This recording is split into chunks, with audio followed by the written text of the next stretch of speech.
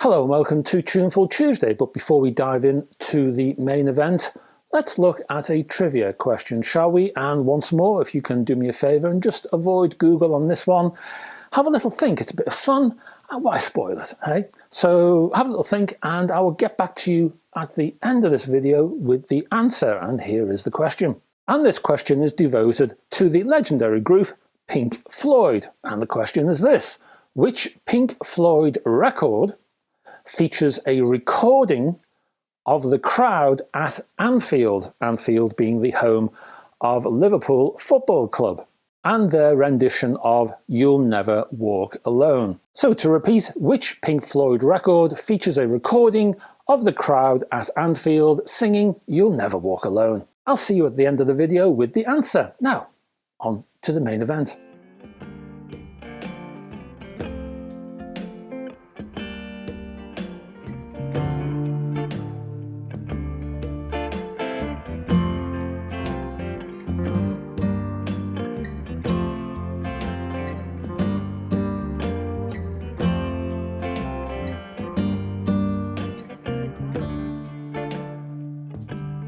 Welcome to Tuneful Tuesdays, and we're looking at a Masterworks. This one is an album called If I Could Only Remember My Name from David Crosby on the Atlantic label. Not only was this LP genre defining, but culture defining in terms of its musical content, its lyrical content, the people involved, and even the sleeve art. This album was part of the hippie movement.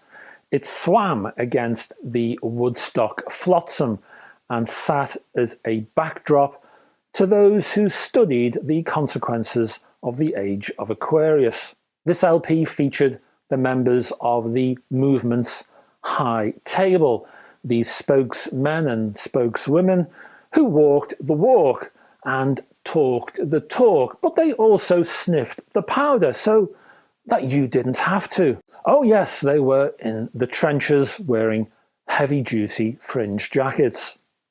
I'm talking about Crosby himself, sure, but I'm also talking about Graham Nash, I'm talking about Neil Young and Joni Mitchell, Jerry Garcia, and the other dead men such as Phil Lesh, Bill Kreutzmann, and Mickey Hart, Jefferson Airplane luminaries such as Grace Slick, Jorma Kaukonen, Paul Kantner, David Freeberg, and Jack Cassidy, plus Santana's Michael Shreve, and the lady. And she sort of sneaks into the background, but the lady is always there, and she is on, well, seemingly every significant and interesting album of the time, lurking over in the background somewhere, but even so, she's always there. I'm talking about Rita Coolidge. Now, this LP offers a West Coast cuddle, a California caress, and every track fits. This is an album that is of its time.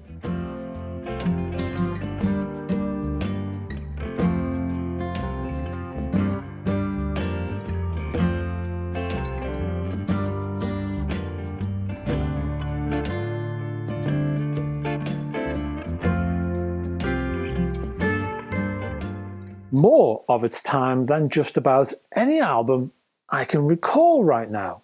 Crosby knew the scene. He was of the zeitgeist and understood those in and around it.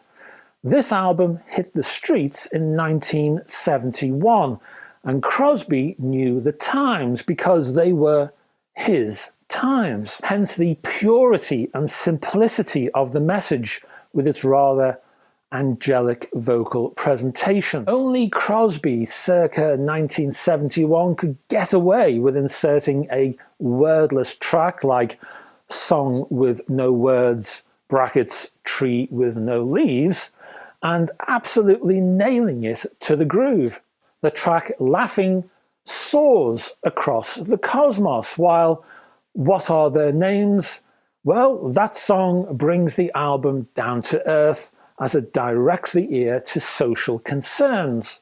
I wonder who they are, says the lyric, the men who really run this land. and I wonder why they run it with such a thoughtless hand. These thoughts were on the minds of everyone who attended the Woodstock Festival, and even many of the military helicopter pilots who flew in food and the celebs during and into that festival. And because Crosby plugged into the heart of the matter, the album has no padding. Crosby was never verbose during this release. Instead, every single song here was cut to the bone. It was lean, it was direct, it was to the point. And the music press, well, the music press hated it.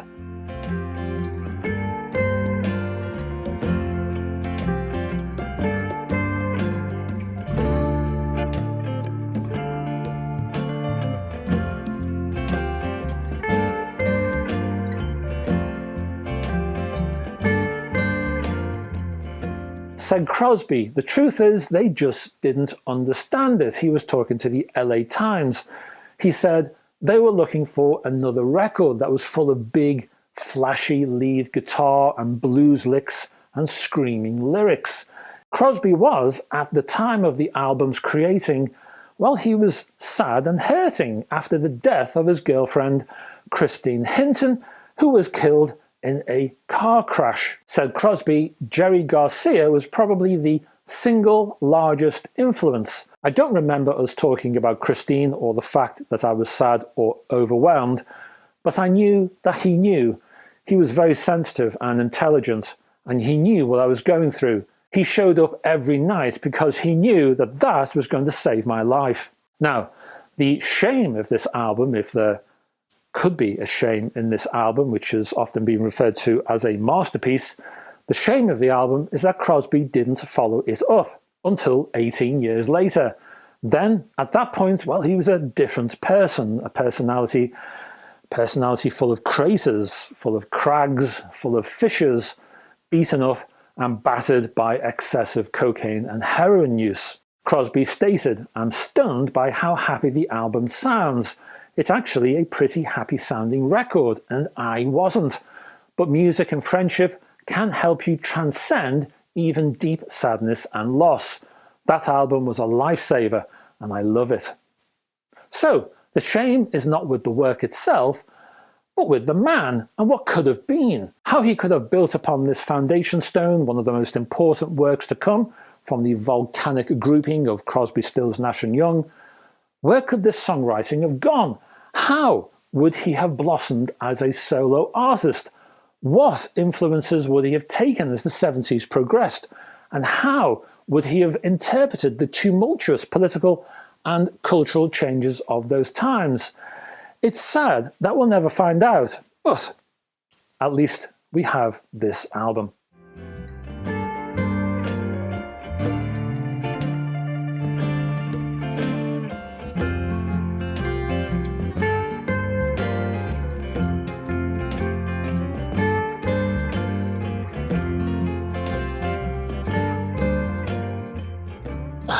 But before we go, the answer to the trivia question, and well, it's been a funny old day. It's been a funny old day, folks.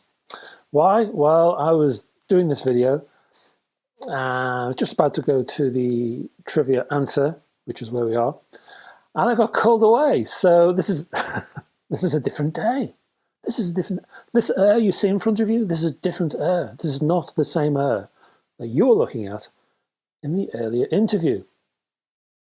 Strange, isn't it? Anyway, enough of this interdimensional philosophy. Let's get to the trivia answer, shall we? And a quick reminder of the question, of course, which is this: which Pink Floyd record features a recording of the crowd at that hallowed footballing arena called Anfield, singing the song You'll Never Walk Alone? And the answer is the track Fearless. Fearless was the track from Pink Floyd's 1971 album Metal, and that begins with the recording of the Anfield faithful singing their beloved anthem. And finally, I can also give you a fond farewell. So thank you for sticking to the end of this, well, multi-day stretching extra long video in the end. And if I could ask you to click down yonder at the like and subscribe buttons. That would help this channel a lot, keeps it swimming through the YouTube algorithm. Also, click below and you'll find chapter headings. Click on those. You can move about and navigate around this video. There are links to my social media platforms. Nearly forgot what they were called. Social media platforms, my website link is down there. Also, my Patreon page. You're welcome to check out any of those. I will be back, when? This weekend with... What do we do? We're doing a review. I can tell you that much. If you're into CDs, you might want to pop by. So, yeah, I hope I will see you then, folks. And until that time, bye-bye for now.